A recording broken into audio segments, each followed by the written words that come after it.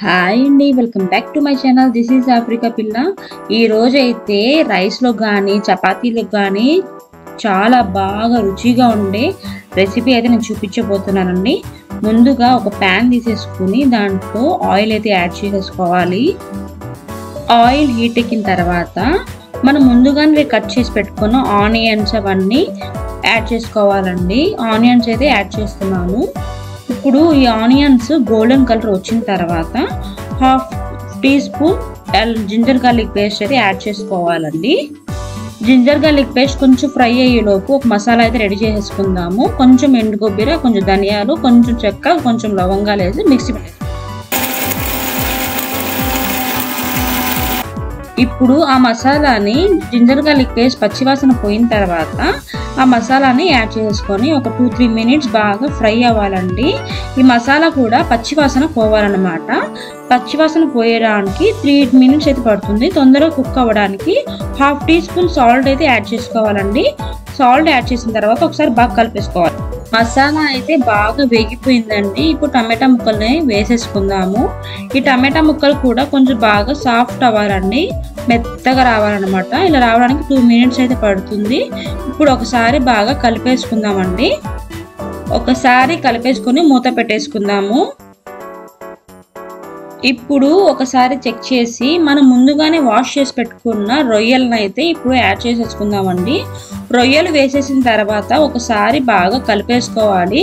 ఇలా కలపడం వల్ల మనకి రొయ్యలు చాలా టేస్టీగా వస్తాయి అన్నమాట. ఈ మసాలాలు బాగా ఫ్రై అయిపోయిన తర్వాత ఇప్పుడు మనం ముందుగానే వాష్ చేసి పెట్టుకున్న ఉల్లగడ్డల్ని కూడా యాడ్ చేసేసుకోవాలండి.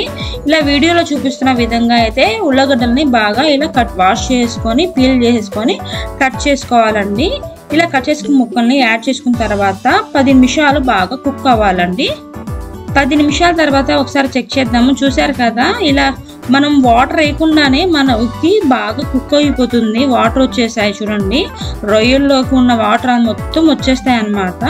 ఇప్పుడు ఒకసారి 2 మినిట్స్ బాగా కలిపేసుకొని మనకు స్పైసెస్ అనేది యాడ్ చేసుకోవాలండి. ఇప్పుడు మనం ముందు ఏమి యాడ్ చేయలేదు. ముందు ఈ రొయ్యలు ఉల్లగడ్డలు అనేవి మసాలాను బాగా కుక్ అవ్వాలన్నమాట. అప్పుడే కొంచెం టేస్ట్ పెరుగుతుంది. దాని తర్వాత ఇప్పుడు ఒక హాఫ్ టీ స్పూన్ పసుపు యాడ్ చేసుకొని ఒక 1 మినిట్ బాగా కలిపేసుకోవాలండి. దీంట్లో 1 స్పూన్ అయితే కారం అయితే పడుతుంది, అంటే ఎక్కువ అయితే దీనికి పడదన్నమాట. ఇప్పుడు కారం కూడా వేసేసుకొని ఒక 2 మినిట్స్ బాగా కలిపేసుకోవాలండి. ఇప్పుడే వాటర్ అనేది వేయకూడదు. ఈ కర్రీకి వాటర్ కూడా ఎక్కువ పడవన్నమాట. ఇప్పుడు ఒక 2 మినిట్స్ మూత పెట్టేసుకుందామండి. 2 మినిట్స్ తర్వాత ఒకసారి చెక్ చేసి చూడండి ఎంత బాగా కుక్ అయిపోయిందో. అడుగు అంటకుండా ఎంత బాగా కుక్ అయిపోయింది చూడండి. ఇప్పుడు ఒకసారి బాగా 1 మినిట్ ఇలా బాగా కలిపేసుకున్న తర్వాత హాట్ వాటర్ మాత్రమే దీంట్లో వేసుకోవాలండి. హాట్ వాటర్ వేసుకోవడం వల్ల కొంచెం కర్రీకి చాలా టేస్ట్ పెరుగుతుంది అన్నమాట. హాఫ్ గ్లాస్ అయితే పడుతుంది, అంటే మనకి గ్రేవీకి బట్టి మనం యాడ్ చేసుకోవచ్చు. అలా అని చెప్పేసి చాలా పల్సగా అనేది చేయకూడదండి, ఈ కర్రీకి ఎక్కువ పడదనమాట. ఇప్పుడు half teaspoon garam masala వేసేసుకొని ఒక 2 మినిట్స్ బాగా కలిపేసుకోవాలి. మూత పెట్టేసుకుందాం. ఇప్పుడు ఒకసారి చెక్ చేద్దామండి. చూసారు కదా ఎంత బాగా కుక్ అయిపోయిందో.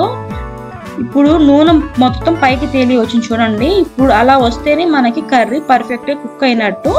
ఒకసారి కొత్తిమీర కూడా వేసేసుకొని ఒక 1 మినిట్ బాగా కలిపేసుకొని ఒక చిన్న గిన్నెలో కానీ తీసేసుకుంటే వేడి వేడి అన్నంలో కానీ చపాతీలో కానీ ఎంతో రుచిగా ఉండే రొయ్యలు ఉల్లగడ్డలు కర్రీ సూపర్గా ఉంటుందండి. మీరు తప్పకుండా ట్రై చేయండి.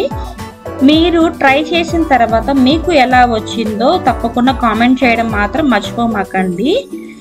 ఈ వీడియో కనుక మీకు నచ్చినట్లయితే లైక్ చేయండి. మరిన్ని వీడియోస్ కోసం మన ఛానల్ని సబ్స్క్రైబ్ చేసుకోండి. మళ్ళీ కలుద్దామండి. Bye bye.